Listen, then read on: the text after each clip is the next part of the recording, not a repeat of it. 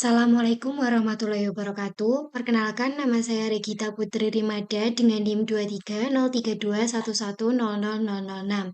Di sini saya akan menjelaskan mengenai penggunaan aplikasi SPSS dalam menganalisis sebuah data, yaitu data perbedaan jenjang pendidikan orang tua, tingkat SMP, SMA, dan perguruan tinggi dengan nilai siswa.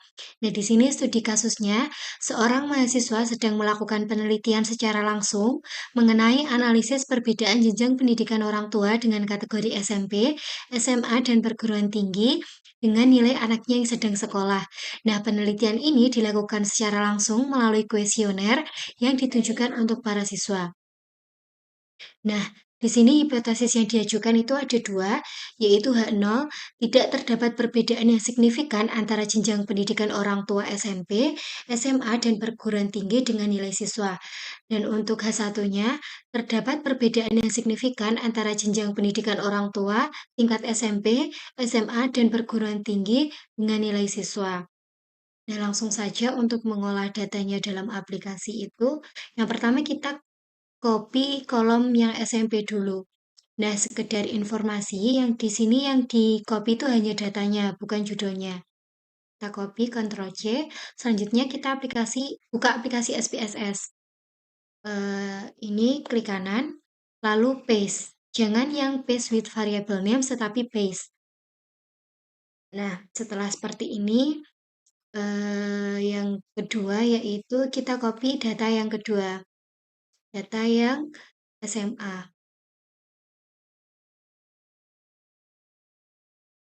Copy, Ctrl C. Selanjutnya kita ke aplikasi SPSS lagi. Nah, di sini data kedua jangan diletakkan pada kolom sampingnya, tetapi di bawahnya. Kita Ctrl V. Terus, begitu juga dengan data yang ketiga. Kita letakkan pada bagian bawah data yang SMA. Kita copy lagi.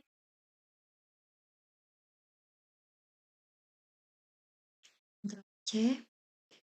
Selanjutnya kita paste di sini.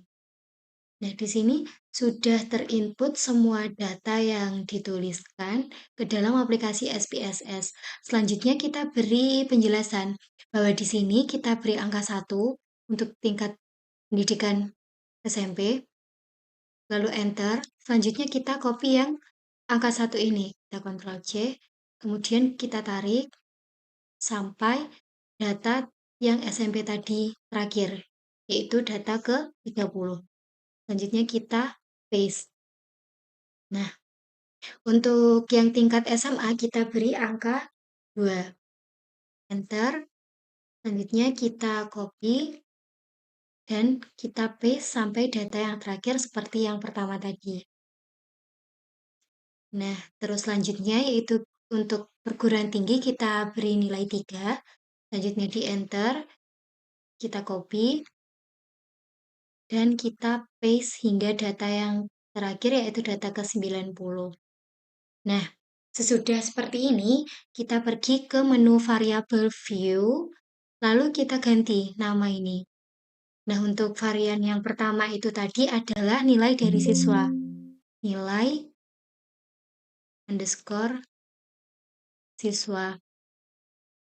Nah, untuk yang kedua, itu adalah jenjang pendidikan.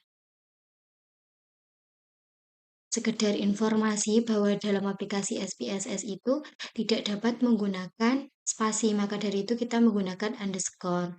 Nah, selanjutnya pada menu values noun ini kita klik yang titik 3 ini, kita masukkan angka-angka yang sudah kita tuliskan untuk mewakili SMP, SMA, dan perguruan tinggi. Angka 1 pada jenjang pendidikan SMP, lalu klik add, terus angka 2 labelnya SMA, klik add, dan yang terakhir 3 perguruan tinggi, klik add. Selanjutnya kita klik OK. Nah, setelah seperti ini kita kembali lagi pada data view. Nah, ini sudah otomatis terganti sesuai dengan angka-angka yang sudah kita tuliskan pada menu value yang ada di variable view ini.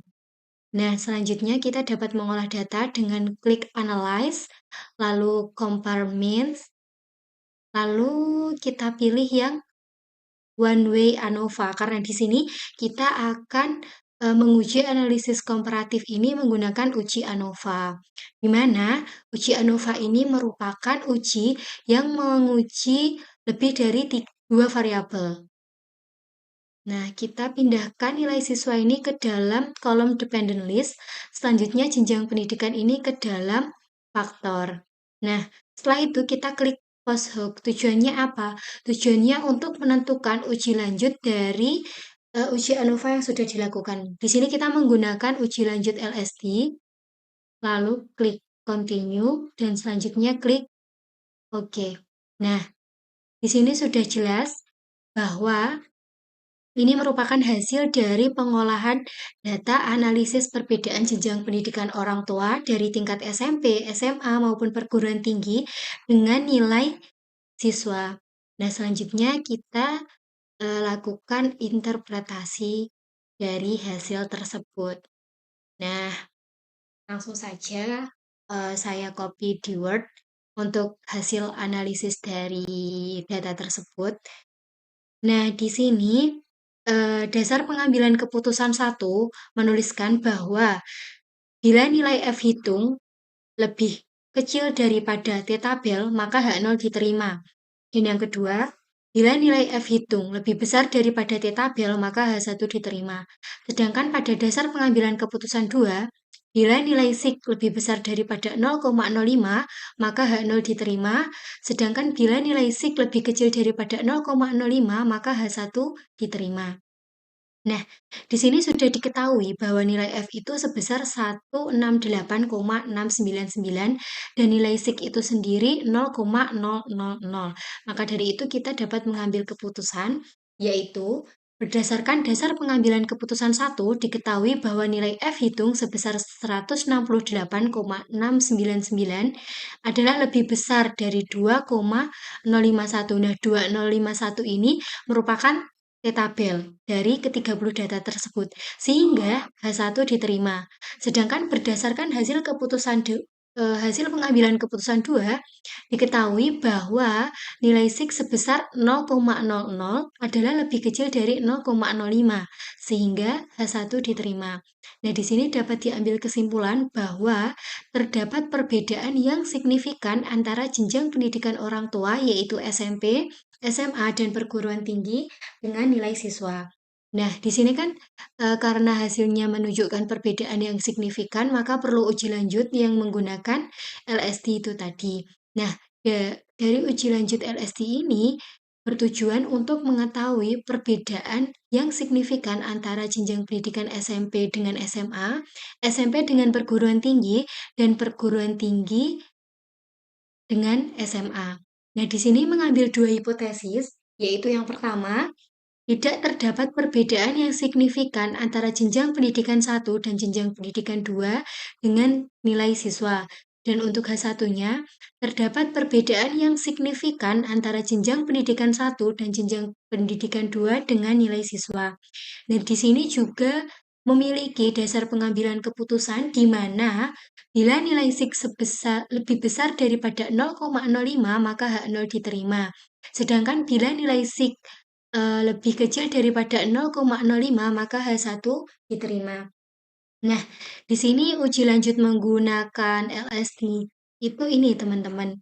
Nah, di sini sudah menjelaskan kan dari jenjang pendidikan SMP dengan SMA itu memiliki tingkat perbedaan yang signifikan, yaitu sebesar 0,000, di mana itu lebih kecil daripada 0,05, sehingga H1 diterima. Sedangkan untuk tingkat jenjang pendidikan tingkat SMP dengan perguruan tinggi juga memiliki nilai signifikan sebesar 0,000, yaitu lebih kecil daripada 0,05, sehingga H1 juga diterima. Nah, selanjutnya adalah jenjang pendidikan tingkat SMA dengan perguruan tinggi.